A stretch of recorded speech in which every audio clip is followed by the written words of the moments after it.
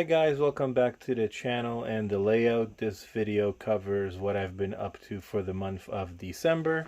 I hope everybody had a Merry Christmas and a Happy New Year and got a bunch of cool hobby and non-hobby related stuff for Christmas. So when we get back with this video, I'll show you what I've been working on this past month.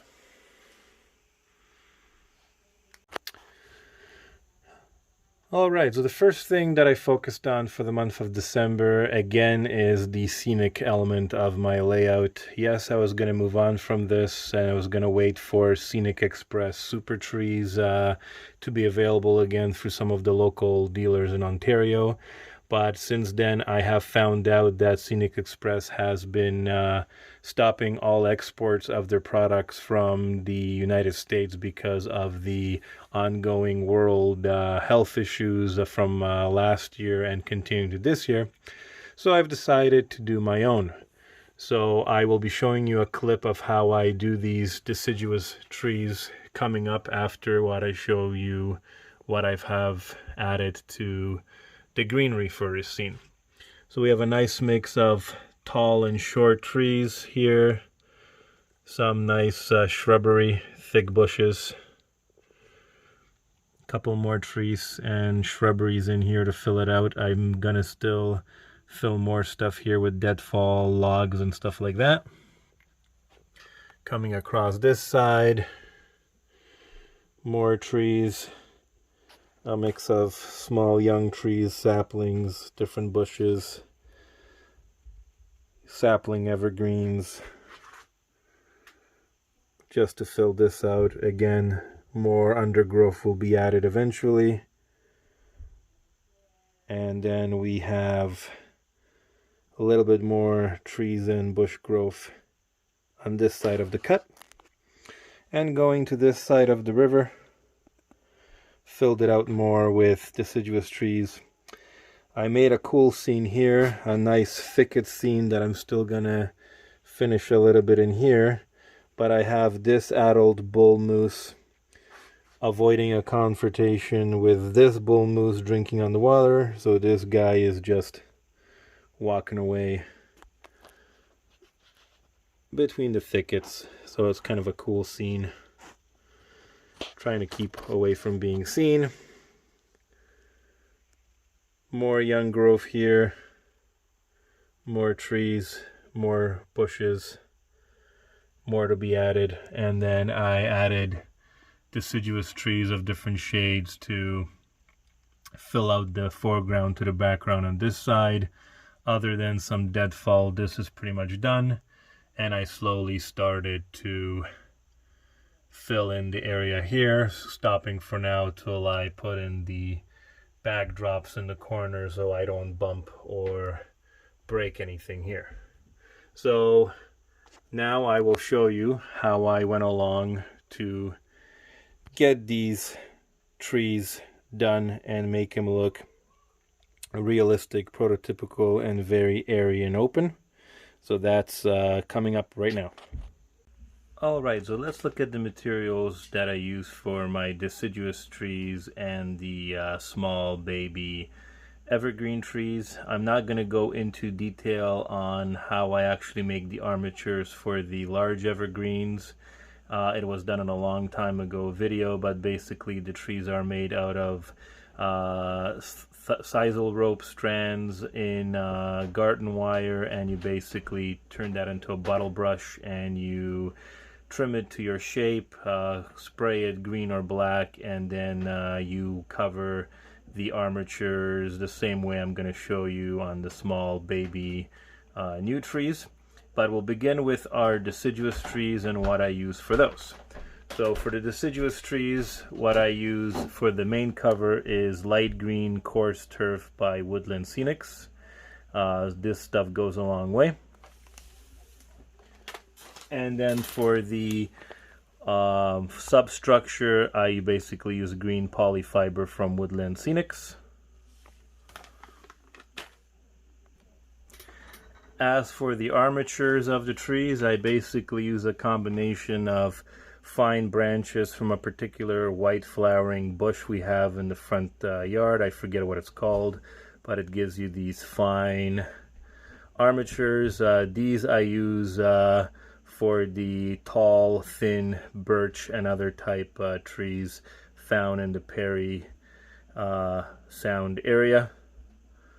I also am using a combination of inexpensive Chinese trees my wife got me for Christmas from Amazon.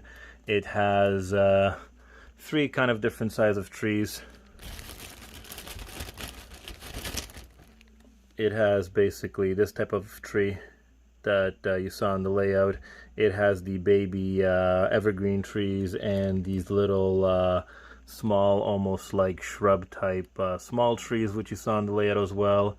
So that's what I use for the armatures for both type of trees. And then what I use for the actual combination for the evergreens is light green 2 mil static grass from Woodland Scenics, and then a shaker of Woodland Scenics fine turf green grass. I basically mix them together and I get this type of consistency in a shaker, empty shaker bottle.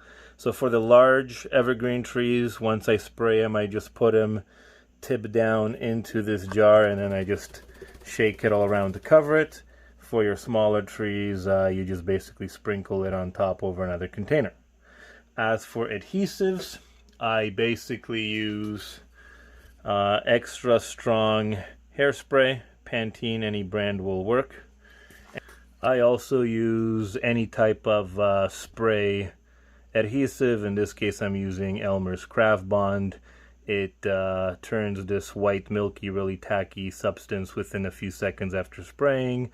I use this basically on the plastic armature trees, and I use the hairspray for the actual bush armature trees. So when we get back, I will show you exactly how I do these. Before we go into how I make the trees, I also forgot I do use the Briar Patch medium green Woodland Scenics for the little bushes and smaller fine trees. It's basically sage bottle brush, I believe, or seafoam kind of weed structure that Woodland Scenics uses. It's pre-made in a pack. It basically looks like this. Okay, so for the pre-done trees from Amazon and China, what I do first is I spray them with the spray adhesive. I'll do that off camera. You make sure you spray the adhesive into a box or outside because you don't want anything sticking. So once the tree is sprayed, I put it in this little claw contraption with a magnifying glass I have to help and hold it. I take a little bit of the polyfiber strands and then I just proceed to cover the tree in the fiber, build it up, and you just use sparing pieces of it. This stuff goes a long way. All you're doing is just filling over the top of this tree, pre-made tree, sorry, just to kind of fill it up. Then you're going to spray it again. So after you spray it with spray adhesive, you can see it turning this milky color. Then you take a bowl of your clump foliage of your Woodland Scenics, and then I just dip it in, and then I just sprinkle the underneath edge that I also sprayed, doing best coverage as possible, lightly. Just dip it in there, sprinkle it on top, and then shake off the excess. Sorry for the hand in the way of the camera. You shake off the excess.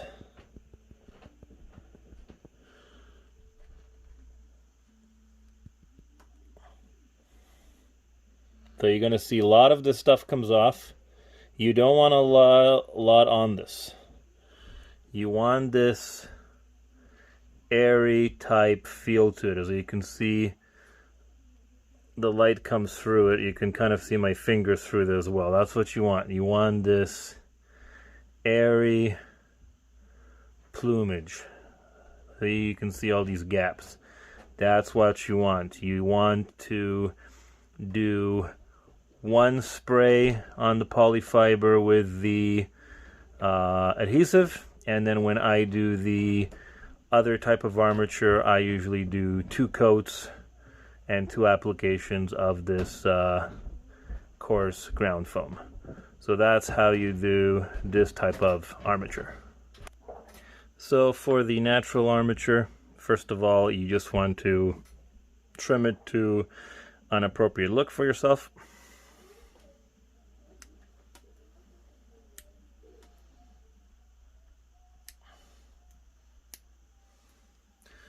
So I kind of made something like that. I will go ahead and spray it with the hairspray. So it's sprayed with the hairspray. For these, because they don't have a really sub base on them and they're going to be used as background trees and trees against other trees, I use more polyfiber on these. Make sure they stick to the branches.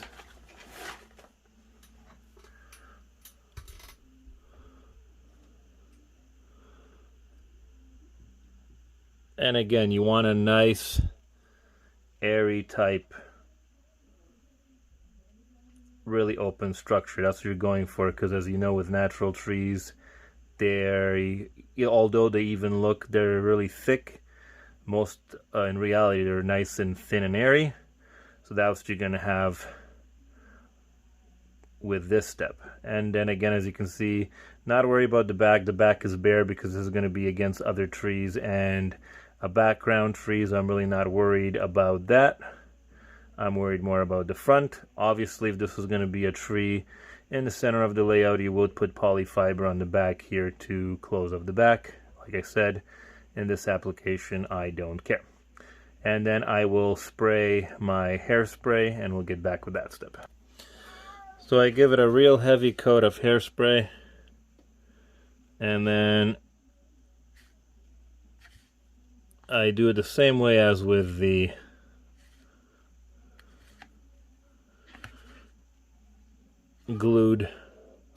spray adhesive. Just cover it. Sorry about my cat there. And then again, shake off the excess. See, as you can see, this one is a little bit too airy. That's where I'm going to apply another layer of hairspray. So with the other layer of hairspray, you can already see it's thickening up.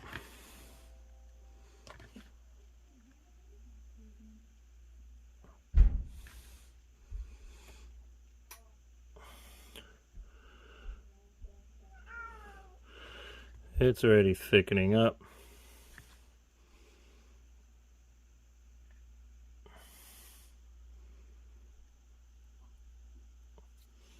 And this is your other tree.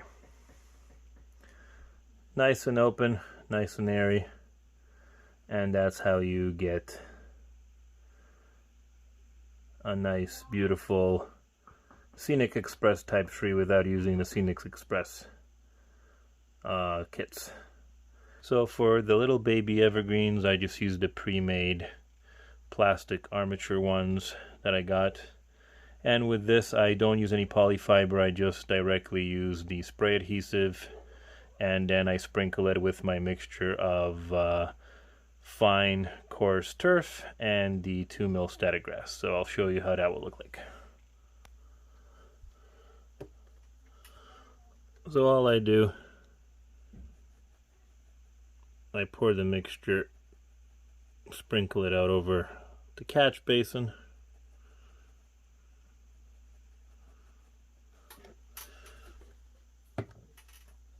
Shake out the rest.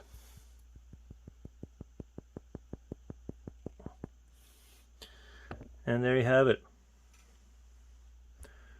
A young baby evergreen tree. So yes, even when you buy these inexpensive, cheap plastic armature trees, you can actually make them look a lot better than they are, as you've seen on my layout. So there you go, not as hard as it seems. You can definitely save your money with this rather than spending a lot on pre-made trees. I also continued to work on the first industry building for my layout, as you've seen in the past part 2 video. I'm not going to show you more of the building here because I don't want to give away anything of part 3, but I also laid the concrete pad that the building sits on. So the way I've done this is just white 3mm craft foam with the same sponge technique, dabbing technique I did on the asphalt roads, but instead of using black I used white, and then I used a mixture of a tan and gray, I believe it's granite gray colors. So you can see here, and then I did place in the power boxes. So those are permanently placed in place as well. I'm going to fill this area in with bushes and shrubberies on the back here, sorry for the focus. And I'm going to have tall grass and small shrubs in this corner here. Along the concrete pad on this side, and then again I'm going to fill the background of the building over here in the future as well with more vegetation to blend in the concrete pad. And then the final thing that I worked on, got done this month, is I've done the limit indicator marks of how much you can fit on the sidings and the spurs. A lot of railroads do this. So I did this. I used a very bright yellow paint on a paintbrush, and then I lightly weathered it. So these are the limiting marks. I'll just zoom out here a little bit. So basically the crews know that the cars can't go past this, so there won't be any rubbing or crashing into rolling stock of locomotives or just rolling stock on the adjacent tracks. I've done this on the ethanol spur and then my 2 yard tracks, and then the future industry here in the corner spur. So basically that's what I've worked on for the month of December. What am I going to be doing in an upcoming month? Definitely finishing off the detailing and work on the truck transfer facility, hardwood trucking, and like I said, I'm going to scenic around the base pad. I'm going to add more ground cover here to kind of fill out my non-grass areas here, so that's what I'm going to work on a little bit here. But as far as the trees go on this part, is pretty much done. No more trees. Sometimes less is more. Like I said, I'm just going to focus on the ground cover now here. This area is pretty much done, other than future signaling and stuff like that. So yeah, so that's what I've done for the month of December. Like always, thank you for watching, liking, commenting, and sharing. And if you want more up-to-date content, small videos and pictures, if you're on Facebook, come join me at the Perry Sound subdivision page. I will have the link in the description below. Till next time.